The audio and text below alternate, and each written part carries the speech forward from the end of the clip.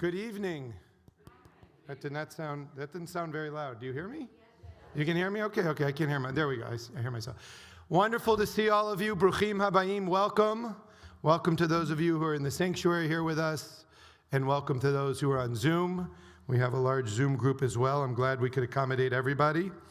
And I'm so happy we could be here for this extraordinary evening. It really is.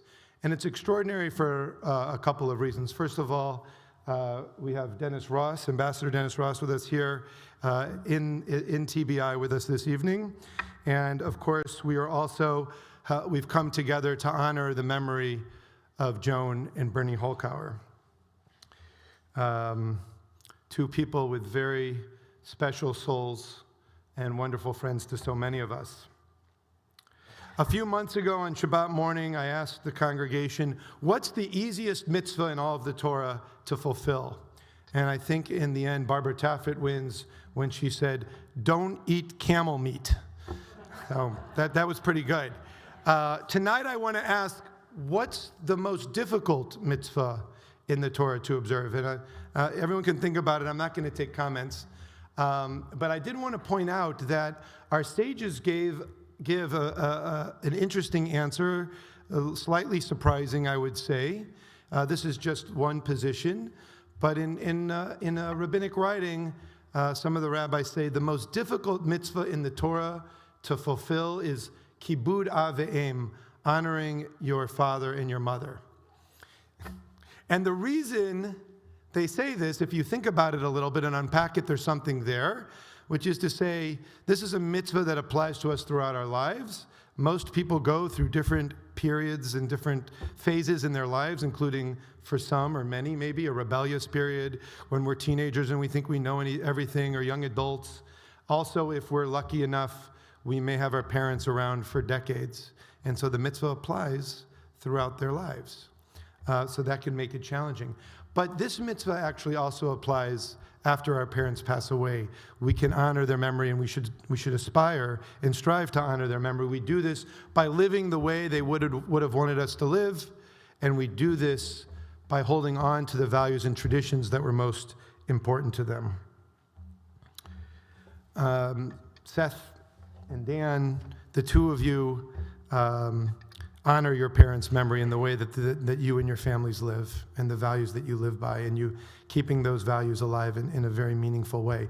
But you have also honored your parents. You are honoring your parents in another very special way, and that is you, along with your spouses, Lissa Perlman and Miriam Fisher, as well as your aunt, Joan's sister, Doris Gordon, have created the Joan and Bernie Holkauer Memorial Speaker Fund. And that's why we're all here tonight, and it's another amazing way to honor their memory. Many of you know, I think those of you who knew Joan and Bernie know, their spirit is very much alive here at TBI, especially here in the sanctuary. They just were exemplars of so many Jewish values, welcoming new people, living lives of chesed, of loving kindness. And something that was very, very special about them is they loved the state of Israel. And many, many, many times they went to Israel, first for 2 months, and then later on they cut back a little, 7 weeks or 6 weeks, to do community service in Israel. And I think that just really exemplified the best of what they were about, doing acts of chesed, of loving kindness for people in Israel, and learning about and supporting the state of Israel. And so it's just so wonderful that we can all come together and honor their memory in this way. And Ambassador Ross, I just wanted to share a word of Torah with you. There's a wonderful teaching in Avot de Rabbi Natan, which is an ancient rabbinic work. It says, Ezehu hagibor shehagiborim, who is the hero of heroes? Misha oseh soneh ohavo, one who turns an enemy into his friend. And I'm sure as a diplomat, your job was not only to make peace. There's a lot of other parts of that job as well, supporting alliances and other coordination. But you have dedicated so much of your professional career to trying to bring peace and in succeeding, and also working at enormous goals of bringing peace to the Middle East in general and Israel in particular. And sometimes when we're faced with an incredibly important task that seems impossible to accomplish, Sometimes we don't even try. So I want to thank Ambassador Ross for being a role model for all of us, engaging in this difficult work. We are not there yet, but God willing, with more courageous leaders and courageous citizens, we will come to a time, bimhera v'yameinu, speedily in our days, when we see Israel and the Middle East will be at peace. And let us say, Amen. It's now my great pleasure to call forward David Cooper, the president of TBI.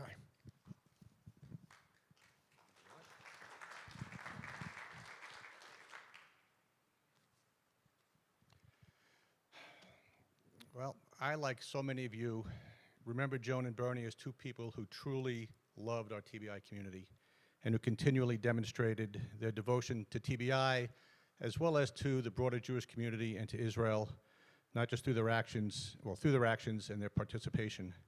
They had huge hearts, welcoming congregants for everyone that entered the sanctuary, especially Bernie, whom I'm affectionately called the mayor of TBI. One of Joan and Bernie's kind actions was to include TBI in their estate planning, bequeathing TBI a very generous donation. And as you know, at the end of last year, by coincidence, the TBI board established the TBI Endowment Fund, ratified at the January congregational meeting, whose charter is to preserve and grow the fund, but use its income to support and enhance what TBI offers to our community. Knowing we have that endowment fund, Joan and Bernie's two sons, Seth and Dan Hulkauer, together with Seth's wife, Lissa Perlman, and Dan's wife, Miriam Fisher, and Joan's sister, Doris Gordon, generously contribute additional funds to Joan and Bernie's bequeathment to establish the Hulkauer Endowment, which is funding the Joan and Bernie Hulkauer Memorial Speaker Series, of which tonight is the inaugural event. We expect the Hulkauer Endowment will facilitate an exceptional speaker every year, resulting in great learning and insight experience for TBI's members, and hopefully for 20 years and more. So thank you, Joan and Bernie, for always embodying the spirit of TBI and so beautifully demonstrating your enduring love for our community. And a huge thank you to Seth and Lissa, Dan and Miriam, and Doris for your exceptional generosity in helping memorialize Joan and Bernie's wonderful legacy at TBI. And with that, Seth Hulkauer, would love you to say some words.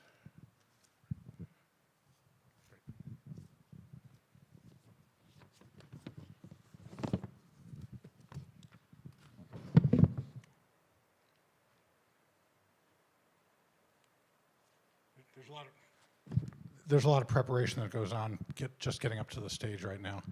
But thank you very much. Thank you, Rabbi. Thank you, David. Thank you all for being here this evening to be with us. I also want to thank everybody who's on Zoom, and my Aunt Doris. Our Aunt Doris is also on Zoom, and so I'm going to say hi, Aunt Doris. But we're really glad to have the opportunity to sponsor this speaker series. Dan, Miriam, Lissa, and I want to thank the congregation of TBI for being a home to us and our parents for over 50 years. Many of you knew Joan and Bernie well. A few of you even remember seeing me and Dan called to the Torah over 50 years ago. And I know who you are, I won't call you out on that. But we thought that that's why this was a fitting place to honor their memory. Joan and Bernie both served on the temple board. Dad did a stint as president of the congregation, and Mom was active on too many committees and programs to count. Until memory issues overtook Dad, as you heard from David, Dad was the mayor of TBI. He was the self-designated greeter at services. He never let a stranger come in without a warm hello. And what always amazed me, actually, is that he had this great memory, that he'd look at somebody and he said, "You were here 6 months ago for the Gottlieb bar mitzvah. What have you been doing?" And he just put an arm around them, and that was great, and that was part of the warmth of the congregation. Mom was always the person to pitch in whenever help was needed, anywhere, anytime, anything. They both set a standard for being active participants in their communities, and Dan and I are trying to live up to that today. For those of you who read Mom's biography, Copies are available in the synagogue library. You know that Mom grew up in a, we'll say, casually observant Jewish home in Prague and was a refugee from the Holocaust, arriving in New York in 1941, and that Dad was one of 9 children who grew up in an Orthodox home on the Lower East Side, actually a succession of apartments as the family kept growing. After they married and moved to Long Island, they settled on joining a conservative congregation, meeting in the middle, first in Bethpage, and then when we moved here in 1969 to TBI. We celebrated my bar mitzvah in Israel, and they visited Dan when he was working on a kibbutz there a few years later. Once Dad retired, they began visiting Israel on a regular basis, as you heard, going there and doing community service and a program with JNF. By my best count, they went 12 times together, and then Mom went 3 more times after Dad passed away in 2017. After Mom passed away last year, Dan called me to suggest that we make donations to a number of charities and institutions that were important to Mom and Dad. Further, he proposed doing something here at TBI that would perpetuate their memory in a meaningful way. We talked with Rabbi Mishkin about this, and the 3 of us agreed that something that brought people together to learn, schmooze, and maybe have a nosh would be a fitting tribute. Thinking about what mattered to Joan and Bernie, the 3 of us agreed that a speaker series that would touch on Israel, the immigrant experience, the Holocaust, anti-Semitism, and Jewish life in America would be great topics, maybe not all at the same time. Our hope is that the speaker series will run for 20 years and that we will rotate through these topics over the years. With that, it is my great pleasure to introduce the speaker for the first annual Joan and Bernie Hulkauer Memorial Speaker Series, Ambassador Dennis Ross.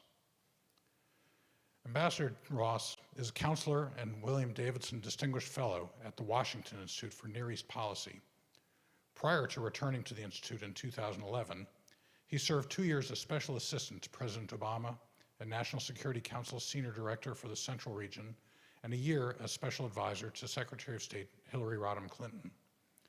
For more than 12 years, Ambassador Ross played a leading role in shaping U.S. involvement in the Middle East peace process and dealing directly with the parties in negotiations.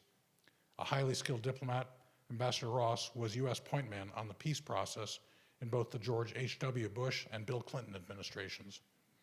He was instrumental in assisting Israelis and Palestinians to reach the 1995 interim agreement. He also successfully brokered the 1997 Hebron Accord, facilitated the 1994 Israel-Jordan peace treaty, and intensively worked to bring Israel and Syria together. A scholar and diplomat with more than 2 decades of experience in Soviet and Middle East policy, Ambassador Ross worked closely with Secretaries of State James Baker, Warren Christopher, and Madeleine Albright. Prior to his service as Middle East coordinator under President Clinton, Ambassador Ross served as director of the State Department's policy planning staff in the first Bush administration. In that capacity, he played a prominent role in U.S. policy toward the former Soviet Union, the unification of Germany, and its integration into NATO, arms control negotiations, and the 1991 Gulf War Coalition. Please join me in welcoming Ambassador Ross to Temple Beth Israel.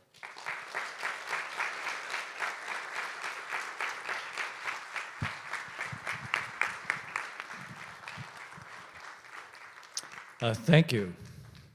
First, let me say it's an honor to be the first speaker in this series, and I hope I can set a standard that can be repeated over the years and is worthy of why you produced the speaker series in the first place. I do like to walk and talk, so I'm going to do that. Oftentimes people say, why do you like to walk and talk? Partly the reason is that things occur to me when I'm walking and talking that don't if I'm just standing still. Partly it's because I teach at Georgetown, it's the way I tend to lecture. And of course, partly it's because I do count my steps every day. And if I have been short, you know, I look for ways to build it up. And if I've really been short, I may start running while I'm up here. So you may bear with me, although it turns out I'm not short today, so I'm doing generally okay. It's true. I mean, I was trained as a Soviet scholar, as also the Middle East. I wrote a doctoral dissertation on Soviet decision-making, and I do like to say that anybody who's a specialist on a country that no longer exists it says something about their age. Now, having said that, Putin obviously is doing a great deal to try to make that specialty quite alive and real again.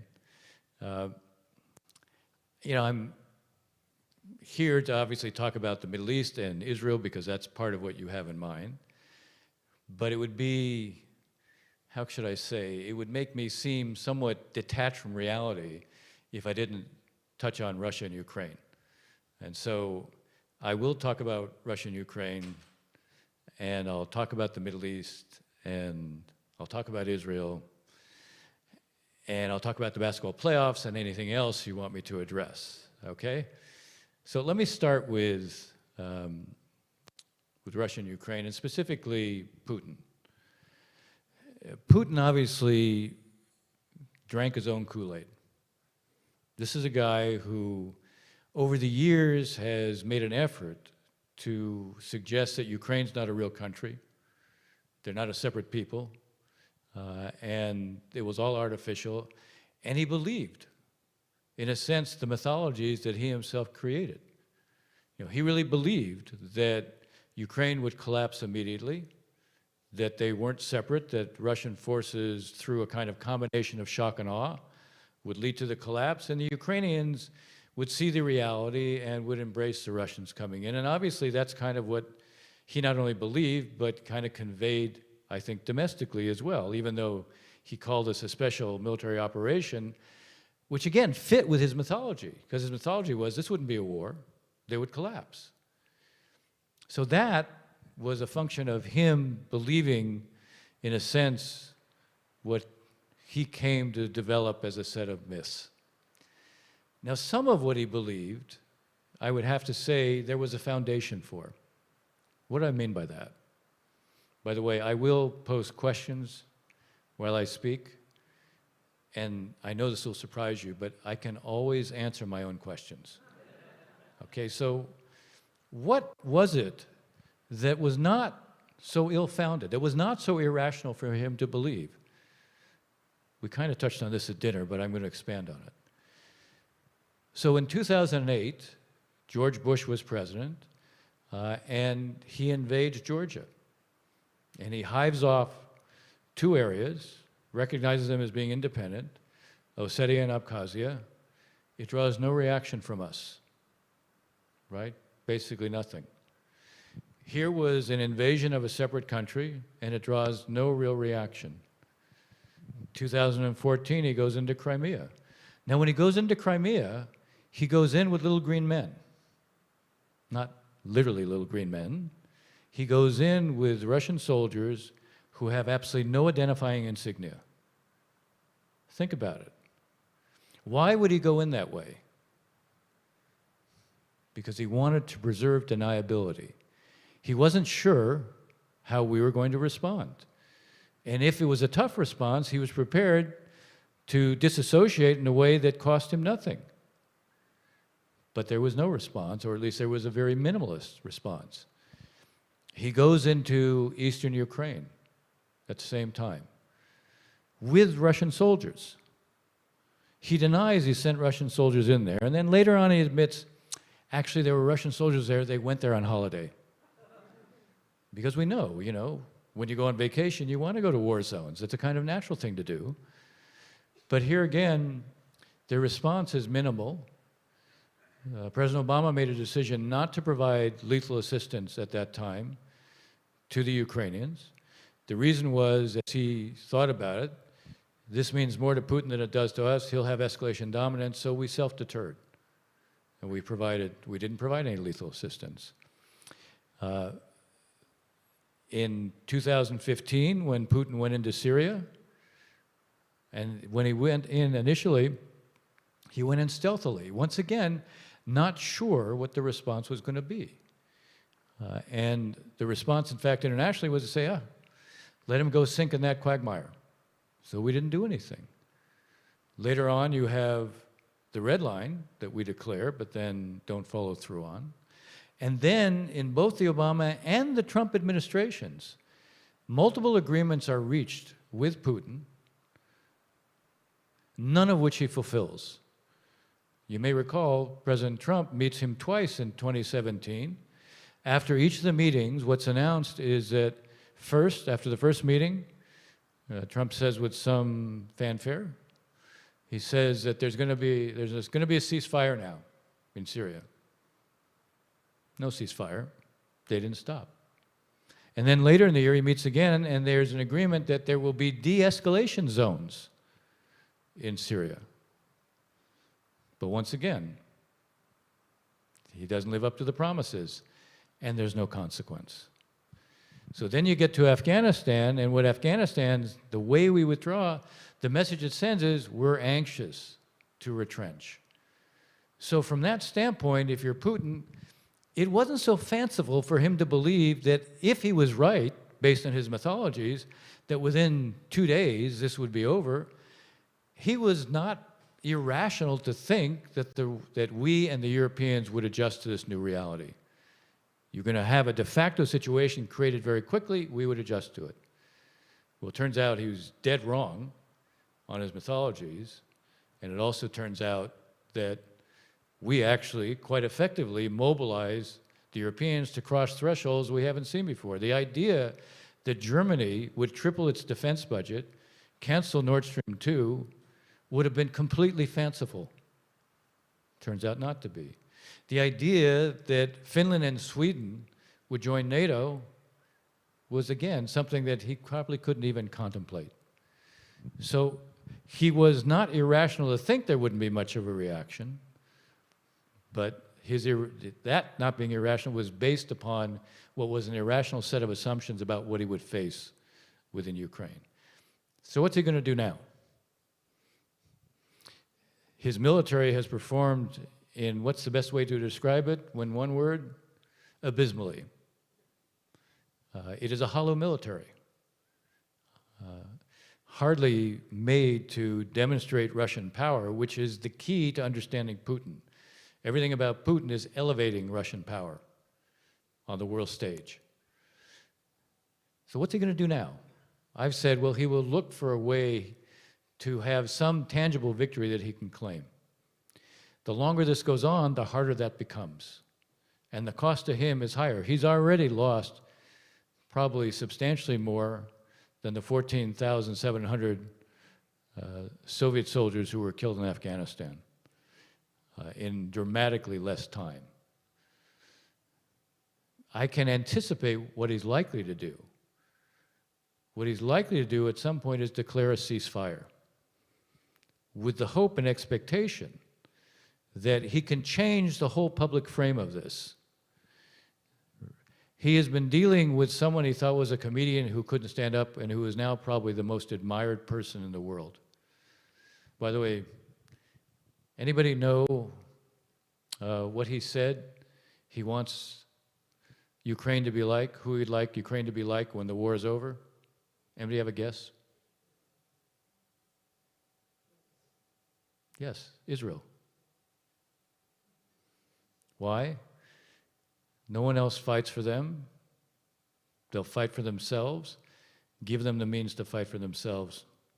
And by the way, think about it. I was speaking out at Berkeley. I raised this question. Who's the most admired person in the world? Zelensky. Who does Zelensky want to be like after the war's over? Israel. What does that tell you about Israel? It's kind of an interesting point to make at Berkeley. But it was actually quite well received. So anyway, I think we should be very mindful that he will probably declare a ceasefire at some point. I would take that ceasefire just as seriously as I would take all the ceasefires in Syria. It will be designed to try to change things, to buy time. I mean, he might actually cease fire, but it'll be to buy time, recoup, but his forces would stay where they are. And if they stay where they are, then at some point he can resume this. And the whole idea is everybody will be so relaxed that we're so relieved that we want this to be over, that there'll be a push on the part of many to say accept a ceasefire. And my recommendation would be ceasefire is fine as long as it's conditioned on complete Russian withdrawal from Ukraine. If it isn't conditioned on that, it won't be real. So we need to anticipate it in advance. Who has influence on Putin? probably only China, because China is the only one that has real leverage, because economically now, Russia is even more dependent on China than before. And China at this point isn't using the influence and leverage it has. It'll be interesting to see if at some point we see it exert it.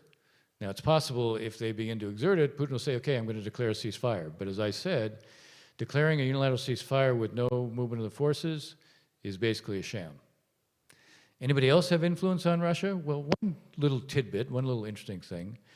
When the war after the Russians had gone in, and we sanctioned them, then the foreign minister declared that as part of the deal for the JCPOA, the Joint Comprehensive Plan of Action, the putative deal on the Iran nuclear program, Russia couldn't implement it unless it was able to do business with the Iranians and not be sanctioned. The Russians were trying to use the JCPOA as a way to create a carve-out to get around sanctions.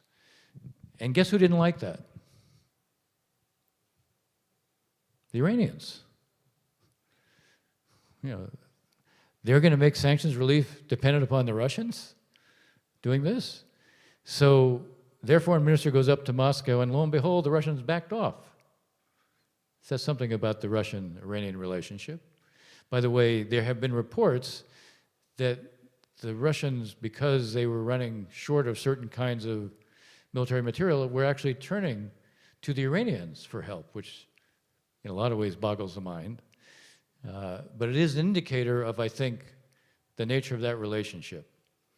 Okay, so let me say something about the Iran nuclear deal, proving that I've just created a seamless transition to the Middle East.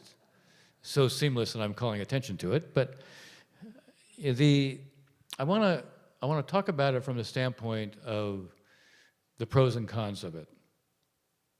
I'll save for the Q&A whether it will happen or not. But let me give you the pros and cons of it. First of all, whenever anybody talks about this, usually they tend to be on one side that says this is great, or the other side which says this is a disaster. And what I'll say to you is it's not great, and it's not such a terrible disaster with a proviso. So what's the pro?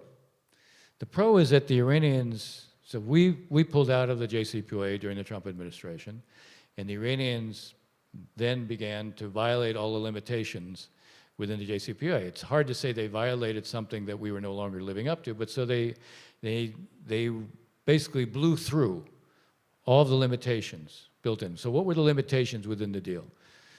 A, the Iranians were limited to the amount of fissile material. Enriched uranium, when it's enriched, can become either the fuel for a nuclear reactor to generate electricity, or it can become the core of a nuclear bomb. Now, the Iranians, by the JCPOA, were restricted for 15 years to have less than a bomb's worth of material on hand. They had, at the time of the deal, 12 to 13 bombs worth of material. So they had to ship all that out of the country, and for 15 years be at less than a bomb's worth of material. They had to enrich only to 3.67%. Weapons grade is 90%. When I say enrich to 3.67%, this is talking about the purity of the uranium that is being enriched. They were not allowed to install advanced centrifuges until beginning of the year 2026. The advanced centrifuges are dramatically more efficient. They have 6 models of them, dramatically more efficient than the first generation centrifuges. And they weren't allowed to install any of those until 2026. And they weren't allowed to, they had a heavy water plant, they had to take the core of that out. Heavy water is used to create a separate pathway to a nuclear bomb based on plutonium. So their enriched approach and their plutonium approach were put on hold largely until the end of the year 2030. Okay? And the IAEA the International Atomic Energy Agency had 24/7 coverage of all declared nuclear sites.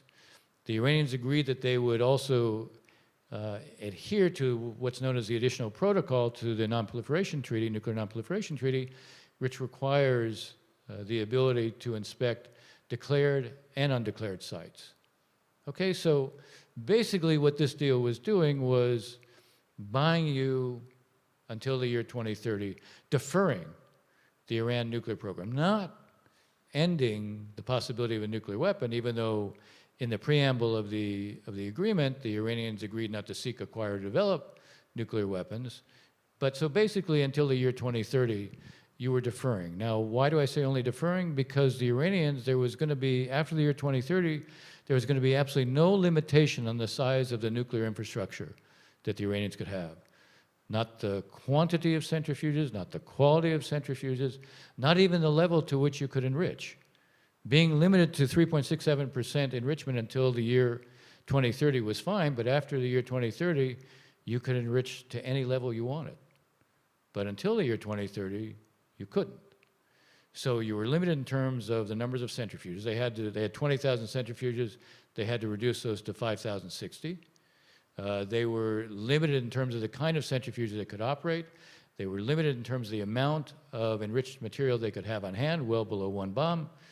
And those were the limitations. Now, what they got in return for that was sanctions relief, meaning they had, at the time, they had access to at least $50 billion of monies in frozen accounts, frozen because of sanctions, and they were able to sell their oil again. Now, when we withdrew in the year 2018 and then imposed some additional limitations in the year 2019, they then began to blow through every one of those limitations. Now, by the beginning of 2021, they then began to enrich to 20%. They were already doing R&D on their advanced centrifuges and beginning to perfect them. So they began to acquire lots of enriched material, so that today they have 11 times the amount of enriched material on hand than they were supposed to have, according to the JCPOA. So they have, today, they have at least 3 bombs worth of material. What's more alarming than the fact that they have 3 bombs worth of material is that they have been enriching to 60%. 60% is very close to weapons grade. You don't have to take my word for it. There is no justifiable civilian purpose for enriching to 60%. Those aren't my words, those are the words of the Director General of the IAEA. They are also producing uranium metal, for which, again, there is no justifiable civilian purpose. The only value of producing uranium metal is to create the core and the cylinder within which a bomb could be built. So they are enriching to 60%. They are using their advanced centrifuges to enrich to 20%. Their breakout time right now, anybody have a guess of what their breakout time is? Let me explain what breakout time is before I ask about your guess. Breakout time is not the time to a bomb. Breakout time is the time to produce weapons-grade fissile material. You know, to have a bomb, you have to have, the hardest thing to overcome is creating weapons-grade fissile material. So they're in a position to do that. They haven't weaponized it yet, meaning they haven't done what they need to do to create weapons.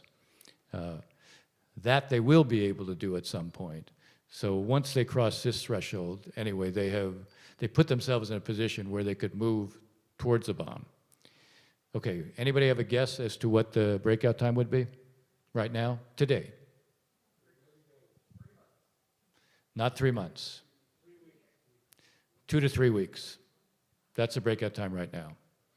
So if you're looking at the benefit of this deal, the benefit of this deal is it will push the breakout time back to 6 months. It was 1 year at the time of the JCPOA. The reason it's 6 months is because of all the changes in the program. So it pushes the breakout time back to 6 months. That's the main advantage of this deal, because they have to ship out the 60%, they have to ship out the 20%, they have to ship out the 11 times amount of low-enriched uranium that they're entitled to have. They have to unplug their advanced centrifuges, although starting in 2026, they can plug them back in. The problem is in the last couple of years, they have worked out all the technological glitches in their advanced centrifuges. These are very delicate machines. And so they used the time that they weren't supposed to be able to have to go ahead and be able to work out all the technological problems. That's why the breakout time is half of what it was supposed to be in terms of the original deal. But so the main advantage is you push it back at least to 6 months. The main disadvantage, here is a country that has been under severe economic sanctions to the point where, its economy has been in bad shape. And the proof of the kind of shape it is in now is that there are demonstrations and protests and riots all over the country because they were forced to reduce the subsidies to staples, dairy, eggs, wheat, flour, and the like. All over the country right now, there are protests. So even though they've faced severe economic difficulties with the sanctions, they have been extremely active in the region. All of their proxies are getting from them cruise missiles, ballistic missiles, and drones. By the way, they've developed drones that are transport drones. Israel shot down 2 transport drones that were on their way to Gaza. When I say transport, they were equipped with parachutes which were going to drop the material that they were transmitting. So they have transport drones that they've developed. They have surveillance drones, and they have weaponized drones. And they've been providing these to all of the Shia militias in Iraq, to the Houthis, in Syria. And they've been doing this even when they were under severe economic sanction. So think about what they can do when suddenly they're not under severe economic sanction. Once you have the JCPOA, they will immediately have access to about $20 billion. It'll take a little while for them to be able to sell their oil beyond what they've been doing. They have been selling their oil through a variety of means, and including they were selling a lot to the Chinese. The Chinese are now buying more of their oil from the Russians and the Iranians, which actually adds to why being able to sell their oil legally will mean a lot to them. But it takes a little while because to implement the new JCPOA, it will take them a while because they have to ship out all this material, or they can dilute it. They have to unplug and move the advanced centrifuges, but there's a series of things that will take them time to do. And until they implement, then they won't be able to fully sell their oil. But probably from very early on, they'll have access to this $20 billion. Let's say that they'll use only 5% of the $20 billion for the militias. Well, that's $1 billion. For these militias, that's a lot. You're talking about Hezbollah and the Houthis and so forth. That goes a long ways. So with the JCPOA, what you are doing is you're extending the period for breakout time, which is important because if they can keep accelerating their program, which they might do if we decide not to do the deal, we're faced with a choice of what do you do about that? If they stockpile 3 or 4 bombs worth at 60%, and then without the IAEA in Iran to know where this is going, then you're in a position where basically they have very close to weapons-grade material spread over the country and you don't know where it is. And that raises a challenge much more severely.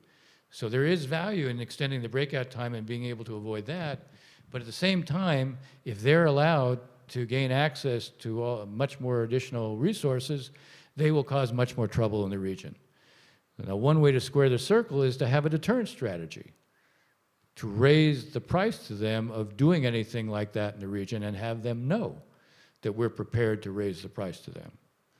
My shorthand for this is to say, if there is no JCPOA, we need a deterrent strategy towards Iran so that they realize the cost of moving closer to a nuclear weapon if there is no deal.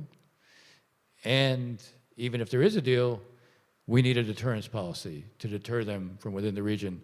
And I will save for the Q&A how we can do that. So I want to keep you interested. Okay, so a third area I want to talk about is what's going on in the Middle East more generally.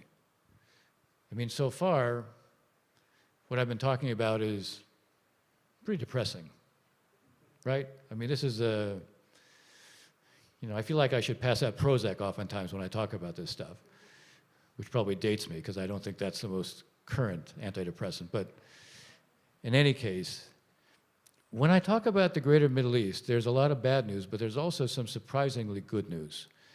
And I want to describe to you, when I look at the area right now, I see two groupings. I used to say three, but there's really two groupings. There is Iran, its Shia proxies, and where they have leverage to control. Lebanon, Syria, Yemen, and Iraq. The Iranians talk about this being an axis of resistance. I talk about it being an axis of misery. These are either failed states, or failing states, or completely paralyzed states. When peoples of the region look around the region, you think anybody looks and says, gee, I want to be like Lebanon, or I want to be like Syria, or I want to be like Yemen, or I want to be like Iraq. Iraq at least has some possibility, but it's largely still paralyzed because of the Iranians. They had an election, and it was an election that produced what was going to be a government without the Shia parties in it, with the exception of Muqtada Sadr's party. And the Iranians have maneuvered to block the formation of the government, which keeps them largely incapable of moving ahead. So that's what you have. You have an axis of misery that offers no hope, no prospect, all in the service of Iran's objective of dominating the region. And then we have what is a coalition emerging, informally to be sure, but there's essentially a grouping of almost all the Sunni Arab states and Israel. Okay, I'm going to repeat that. Almost all the Sunni Arab states and Israel. Now, I used to say three groupings, not two, because I put Turkey and Qatar in a separate category as being sort of associated, identifying with the Muslim Brotherhood. But Turkey is making moves towards Israel. It suddenly is reconciling with Saudi Arabia and the Emirates. I explained a little earlier today what it's doing in NATO when it raises objections to Finland and Sweden joining is not really objecting to Sweden and Finland joining, but trying to get something for their objectives. This is a negotiating posture to try to get something. So they have begun to position themselves differently. Qatar is in a somewhat weird category of liking to have a foot in each camp. The point is, what you have are almost all the Sunni Arab states, with the exception of Algeria and Tunisia, almost all of them basically in what amounts to an approach to the region that includes Israel. Now, not all of them do it in the open. The Abraham Accord states do it in the open. But, all these other states basically see Israel as being a natural partner. Now, it began purely on the basis of shared strategic threat perception. If you were in the Gulf, you looked at Iran as being a threat, and you saw Israel as being the main bulwark against that threat. If you were Egypt and Jordan, you already had a peace with Israel. You saw Iran as a threat, but you also saw the Muslim Brotherhood, Al-Qaeda as a threat as well. And here again, Israel was the main bulwark. So this all began as a kind of convergence based on common strategic threat perceptions. But it has evolved over time. Security is still a foundational element of this, for sure, because as one Arab official said to me, look, we don't know about America. It looks like it wants to leave the region, but we know one thing about Israel: it can't leave the region. And the Israelis do something else. The Israelis basically turn out to be big believers in Teddy Roosevelt. They speak softly, but they carry a big stick. They carry out all sorts of attacks, and they don't talk about it. We could actually learn from that. What began as something based exclusively on security, which therefore created a common interest, has evolved over time. Because one of the things that happened with what was known as the Arab Spring, but it was really not that, it was an Arab awakening, is that many Sunni Arab leaderships came to realize if their publics got to the point where they were increasingly frustrated with their economic reality and their economic prospects, they would lose their fear.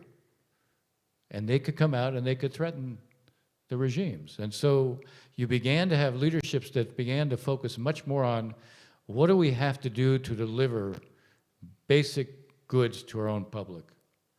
And the more they began to think in those terms, the more they began to look at Israel for a variety of reasons. One of the factors that produced the war in Syria was drought. It drove more than 1 million people off of the farms because there was no water to the cities that could not absorb them. And that ultimately ended up leading to what we saw as an uprising against the regime. Drought, climate change, water security, food security, suddenly these became critically important issues. Now, who leads the world in the use of water? Israel. Let me put this in some perspective for you. Israel reuses 90% of its wastewater. You know how much we reuse? 9%. The country in the world that it comes closest to Israel is Italy, 17%. 90% of its wastewater reuses. Israel has created drought-resistant crops. Including now, there's an Israeli company that has been able to grow wheat and rice, two staples, for a fraction. These are water-intensive crops. So now there's an Israeli company that has perfected a way to grow wheat and rice for a fraction of the water that was the case before.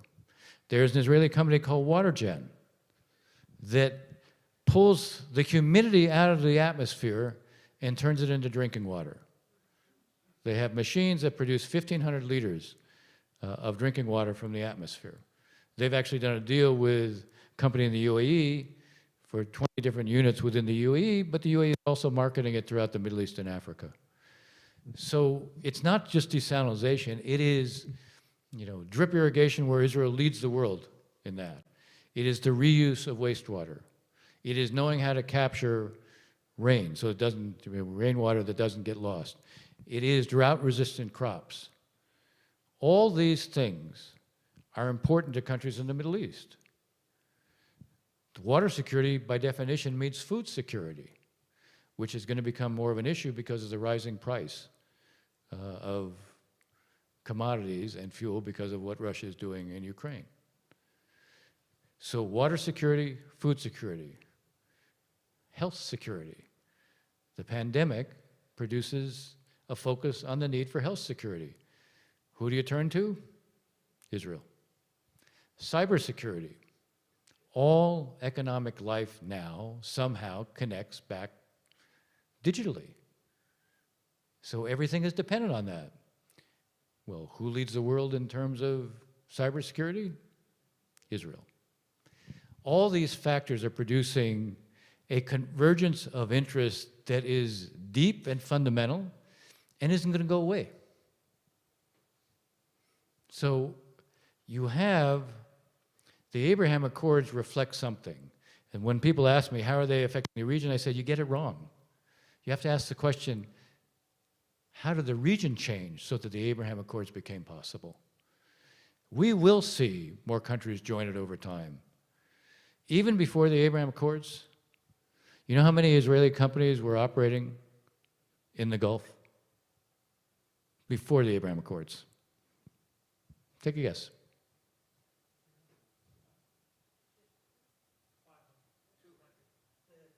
500 before the Abraham Accords. Okay? So when I say there's good news out there, there is good news out there. This is a region that is changing. There are two alternative pathways. The Iranian pathway, which offers you perpetual conflict, no hope, impoverishment, and then there is this pathway of building modern, resilient economies to deal with what will be the continuing challenges in this age of technological disruption. So that leaves me feeling quite hopeful, with a sense that much can be done. And because I always want you leaving here feeling good, I wanted to talk a little bit about the good news in the Middle East. So why don't I stop there and I'll take your questions. For the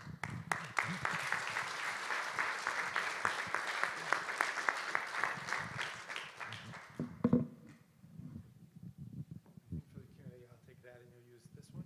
Yeah, I'll take this one actually. All right. So I can bring it around, okay? But you may have to, when it's time to. Okay. All right, now let me bring this over to you. Hold on. Here's your big moment. Good evening. So I find it interesting how some of the other countries in Israel's neighborhood are now seeing the benefits of behaving like Israel. But I think it's kind of ironic that Palestine and the Palestinians in Gaza were handed an opportunity by Ariel Sharon to make something of what they were given when they were given back Gaza. And they chose not to emulate Israel. They chose to attack Israel. And I wonder if there was any at that time when you were closer involved, any belief that perhaps that was an opportunity that was either supported or pushed to get them to behave and take advantage of their opportunity. Is that Jason? No. Want to hear me? Yeah. All right. It's just testing. You hear me now? Okay. So 2 points on this. One involves a story, and I'm a good storyteller, so I'll tell it. But the other is, it was a mistake of the Bush administration not to take advantage of this in advance.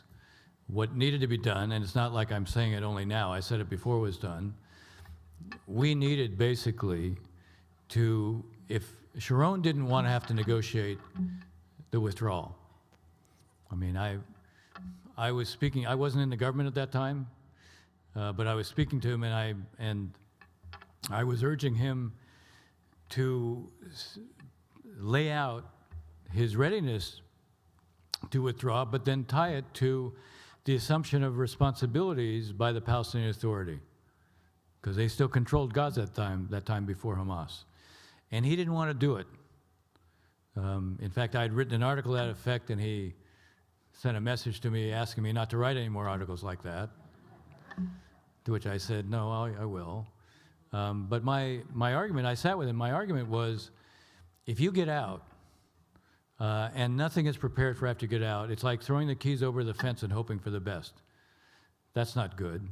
But what's worse is, if you get out, the Hamas narrative is going to look like it was validated. They're going to say they drove you out.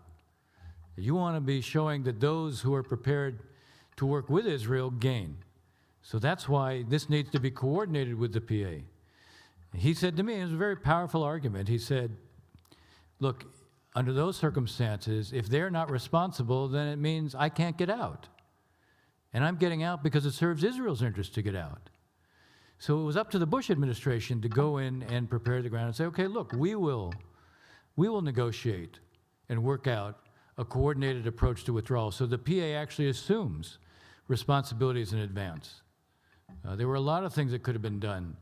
There were, all the crossing points. All this should have been coordinated in advance. Condi Rice negotiated 3 months after the withdrawal, a passages agreement. That should have been done 3 months before the withdrawal. You should have tested everything in advance. It wasn't done.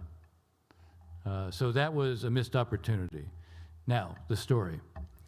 So I was outside the government, and I was invited to go speak to Gaza at that time had a Council on Foreign Relations. And so I was invited to go speak to them. So Sharon had already declared he was withdrawing. And so I went, and I spoke to a couple hundred Palestinians. And what made it more noteworthy is that when I got there, my host, before we walked in the building, I saw literally the whole leadership of Hamas was there. And sort of my life flashed before my eyes, because I'm thinking the whole Hamas leadership is going to be in one building with me and 200 other people. I think Ariel Sharon likes me. I think. Before I could say anything, my host said to me, "We thought it would be good if the opposition heard you." So I give a talk in which I say, historically, Palestinians have never been able to determine their own future. They didn't control their own destiny. In 48, the Arabs said, "We'll take care." 5 Arab states invade Israel. Yasser Arafat told me when we were at Camp David in the year 2000 that he wanted to go to the original Camp David, but the Soviets and the Syrians prevented him. So I said, this time, Israel's getting out. And you have it in your control how you respond to it. Now, if you respond and you turn Gaza into a going concern, not only will the rest of the world say, well, look, if it works for Gaza, why not the West Bank? But the Israeli public will say, okay, if it works there, why not the West Bank? But I said, if you turn Gaza into a platform for attacks, who's going to say, let's take that failed model and apply it to the West Bank? So you have it within your hands to do this. Well, they didn't do it. So, partly we should have played a role, which would have made it easier. But that was a real lost opportunity, without doubt. Thank you. You talked about NATO and the Allies not agreeing to a ceasefire or wanting to push a ceasefire, I should say. Why should the Iranian, I'm losing my mind. Why should the Ukrainians accept a ceasefire that still prevents them from having a port where they become landlocked because the Russians are sitting right across Crimea and the Donbass region? They won't. They won't. By the way, look, what Zelensky might have been able to agree to earlier, it won't be, it'll be harder, even though he's very credible, and obviously, I think it's not just that he's admired internationally, he's obviously admired within Ukraine, but he won't, a ceasefire that leaves Ukraine like that, he won't accept it. What I was trying to say is we need to anticipate it. I was the head of policy planning, and the key to policy planning is not just thinking about what you're going to do tomorrow, thinking about where you may be, in 2 or 3 months or a year or two, and how do you make sure that what you're doing today is consistent with where you want to be. We should be anticipating he's going to call for, at some point, Putin will call for a ceasefire. And the attraction of a ceasefire will seem great because, hey, it'll stop the killing. But if it sets the stage for more killing, it's not really something that should be embraced. I said having a ceasefire where there's a condition. First of all, one thing is clear: no sanctions relief for Russia until actually it's out of Ukraine. So that's a form of leverage. But the idea of not anticipating that this is what Putin might do, what is Putin specialized in? Frozen conflicts. That's what he specializes in. So let's position and anticipate that. But your question is right. I don't see any circumstance under the Ukrainians in which they accept that. And it would be wrong for us to be pressuring them to accept it. Great, thank you. Ambassador, thank you very much for this great presentation. You talked about Putin and his myth, and it seems that the West also has the myth of thinking that everyone's going to act rationally and in alignment with their own interests. And we see Iran, as you've shared, about how, notwithstanding the terrible sanctions, they still continue with their program.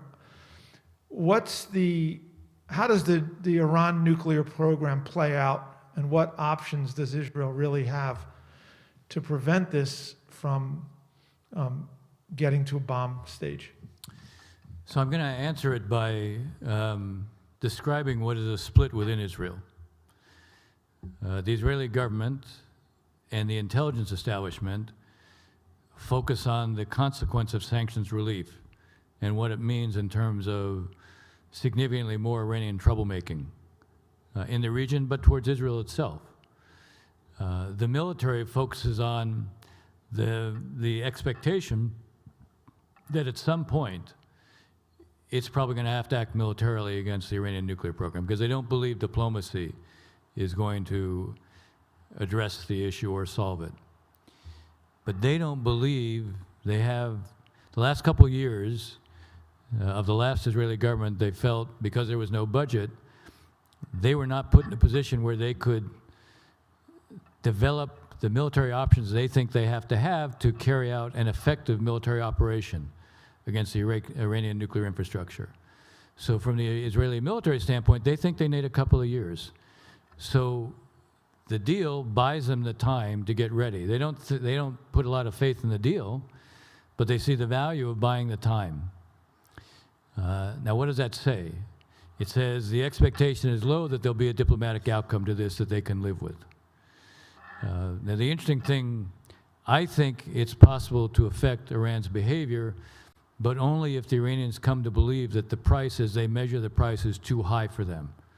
Now, that has to include a sense that they could lose their entire nuclear infrastructure. I want them, they've spent the last 3 decades investing in it. I'd like them to understand that if they're moving towards a weapon, they're going to lose it. Now, that has to be made credible. If we simply say it, they won't believe it. Now, we are doing something that I have been pushing for a while, which is, you may or may not have seen it, there are pictures of us yesterday refueling Israeli aircraft in an exercise. Now, there's no need for Israeli refueling of their planes for any military operation except Iran. So the minute we are refueling their aircraft, we're sending a message that we would be supporting. We're actually facilitating their ability to carry out such strikes. Now, I, of course, am even less subtle on these things. The clever way of saying, I would be harder line. I want us to do something else. It's not new for me. I've been advocating this for a while. Several administrations have been able to restrain their enthusiasm for this idea. But it is, if you want to convince the Iranians of something that they don't believe today, they don't believe today that we will ever act militarily against them. They also don't believe that we'll let the Israelis do it, which is why this refueling exercise is very good. But it's not good enough.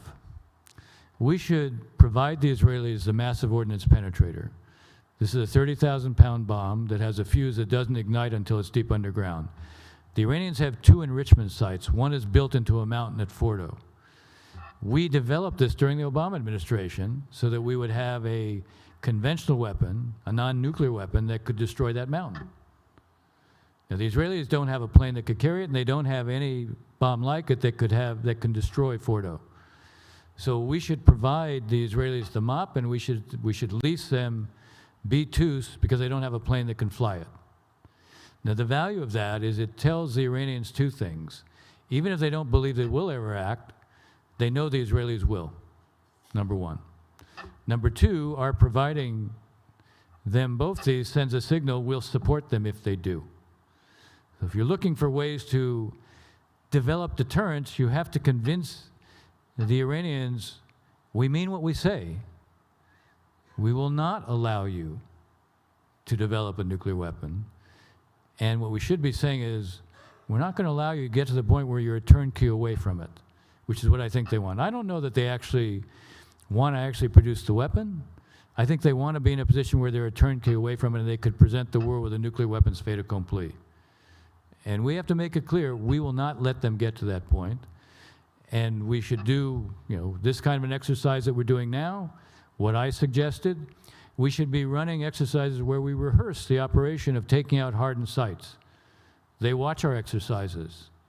They'll get the message.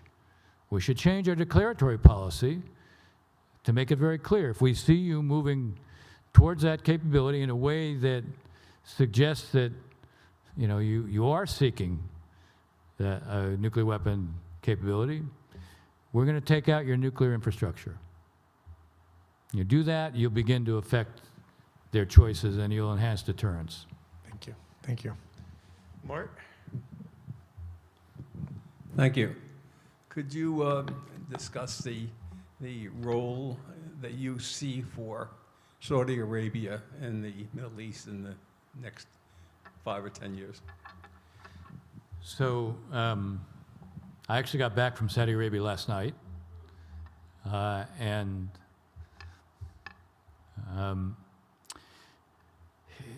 Saudi Arabia is undergoing a remarkable national transformation.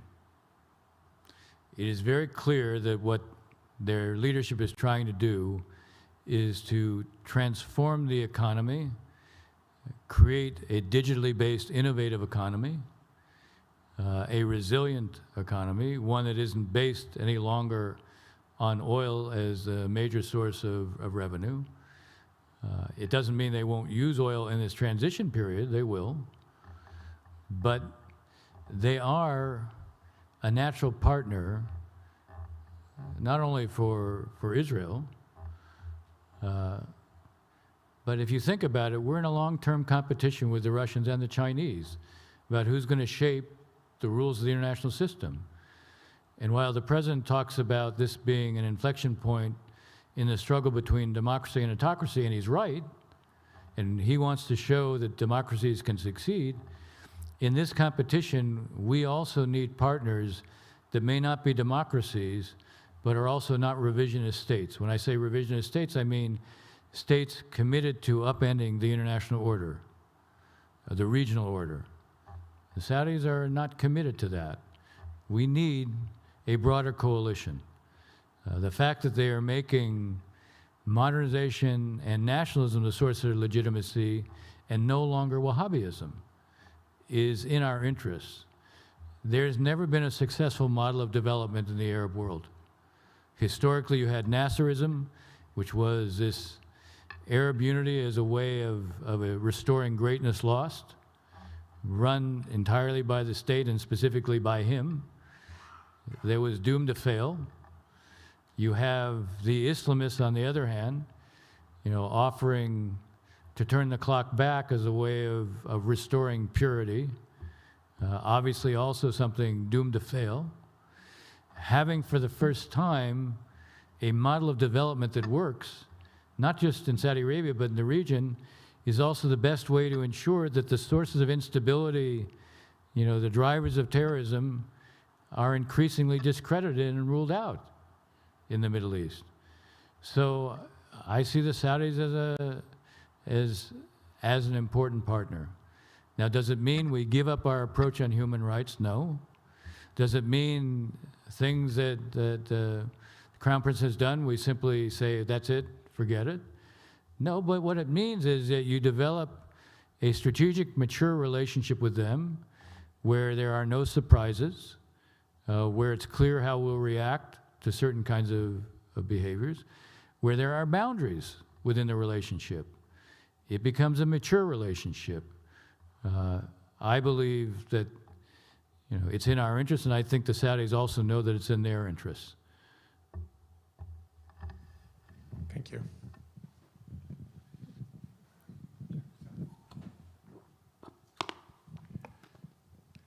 Ambassador, just looking at the Palestinians, is there any future for a generation of Palestinian leadership that's going to get them out of the cycle that they seem to be in now of more self-destructive behavior and not finding any way to work with Israel?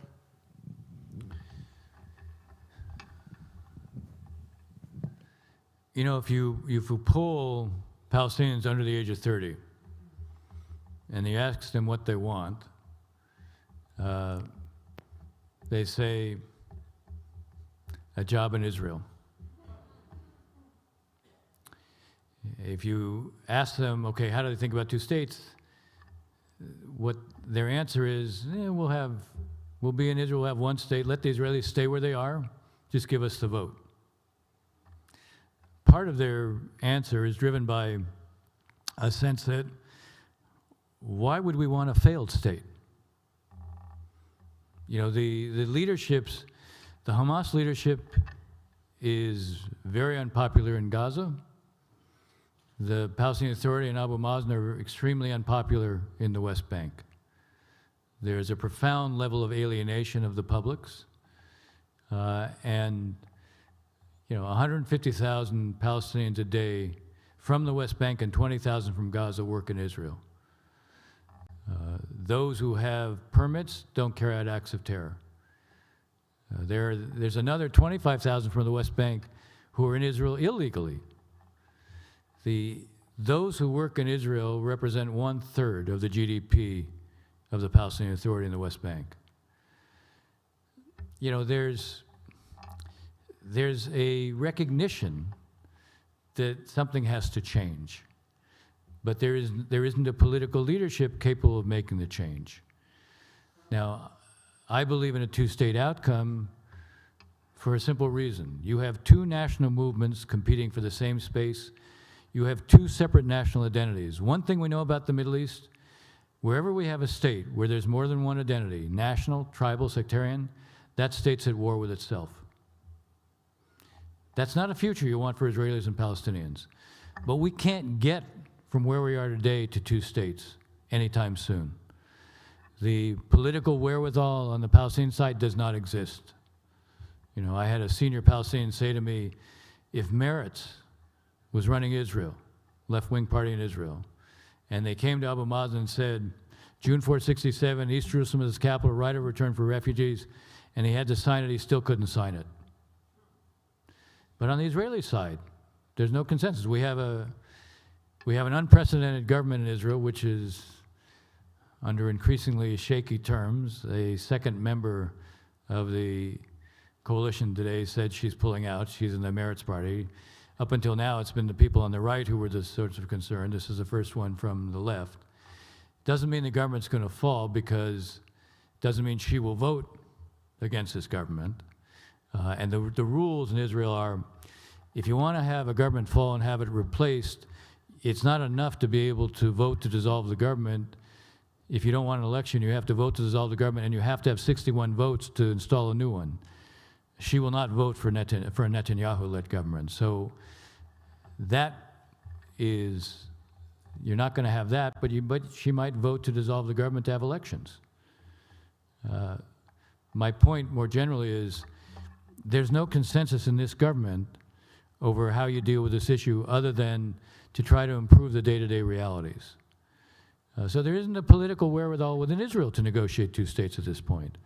So you have to recognize what the reality is and focus on how can you change the dynamics so what isn't possible today becomes possible over time. Two ways. One, improve the day-to-day realities for Palestinians. Do more to create development within the West Bank so that more Palestinians actually can work within the West Bank, not having to come to Israel. And secondly, use the model of the Abraham Accords. Understand, the initiative for the Abraham Accords came from the UAE. It was the UAE that came to the Trump administration the first week of July of 2020 and said, we can give you a win in foreign policy. We can give you the first peace treaty since 1994, when Israel and Jordan made peace.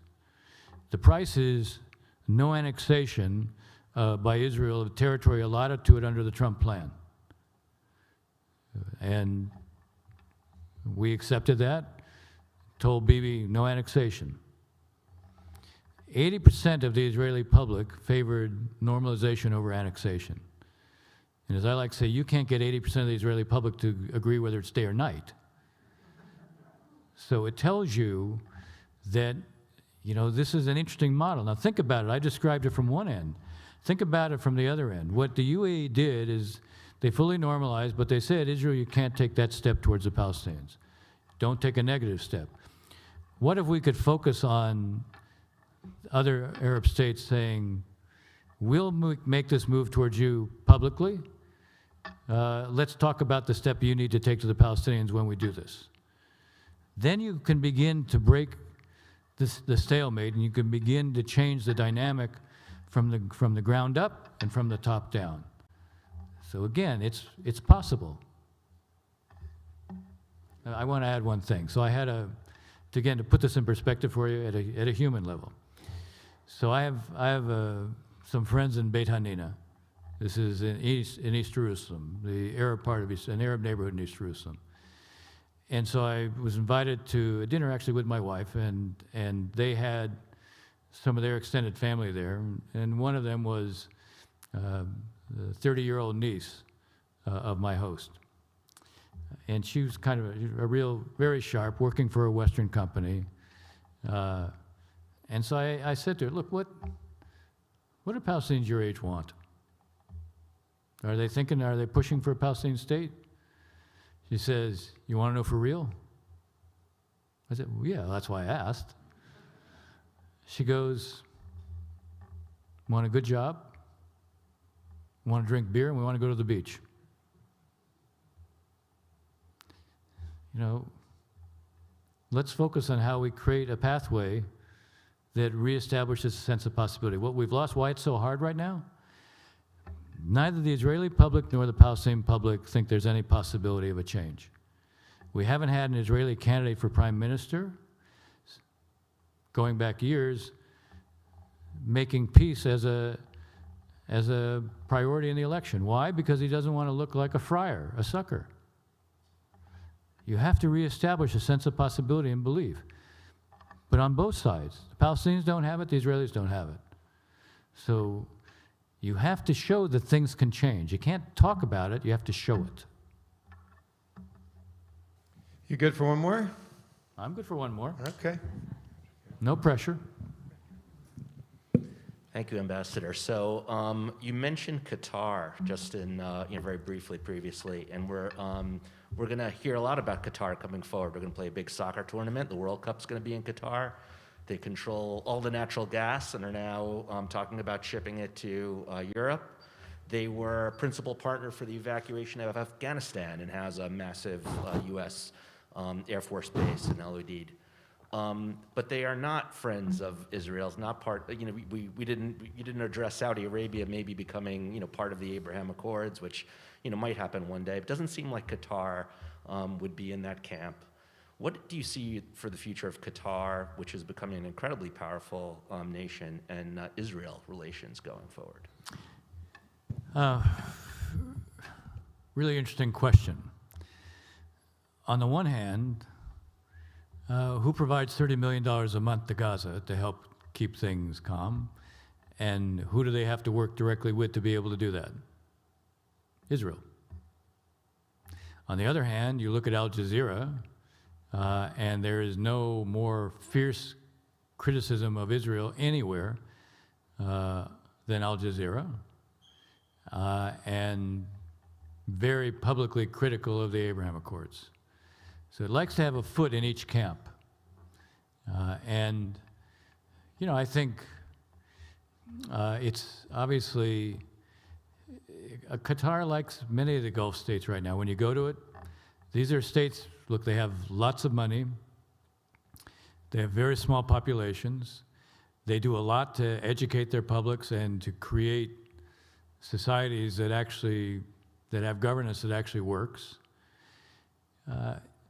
Qatar will make its choices over time. If what I'm describing as this broad coalition that is focused on resisting the axis of misery and trying to build a future of much greater hope and possibility, in the end, Qatar won't want to be on the side that is identifying with holding everything back. At a certain point, right now it thinks if it has a foot in each camp, it can be a bridge. At a certain point, that's a bridge to nowhere. So a lot depends. We should be making a major effort to demonstrate that the Abraham Accords work, to deepen it, to broaden it. I mean, look, to give you a sense of what's going on with the UAE and Israel. So they've had a peace agreement for a little over a year. Even though COVID was rampant, 400,000 Israelis have gone to the UAE. The UAE in Dubai had an Israeli pavilion in its expos. 500,000 people went to the Israeli pavilion. Trade in the first year of their agreement, $1 billion. The finance minister of the UAE believes that within a decade, trade will be $1 trillion. The key is, I've often said this, you don't make peace with words alone. You need the substance of peace, and you need to show the benefits of peace. The more we can demonstrate the benefits of peace with an emerging coalition that clearly wants a different future, the more everyone will make a choice in that direction. And that's the pathway we need to be charting. Thank you for that, that note of hope as we'll end it here.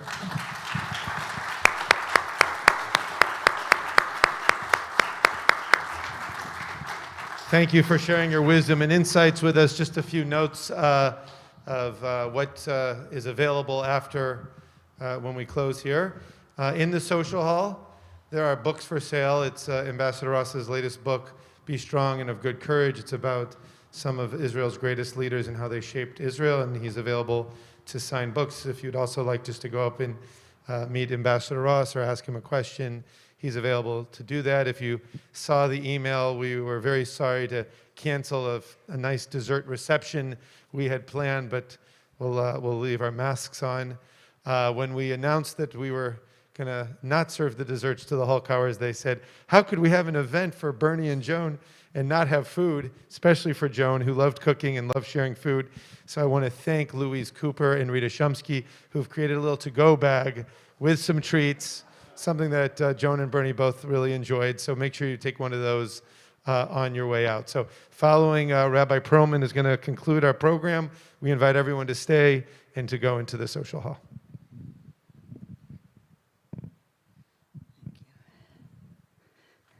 Thank you, Ambassador Ross.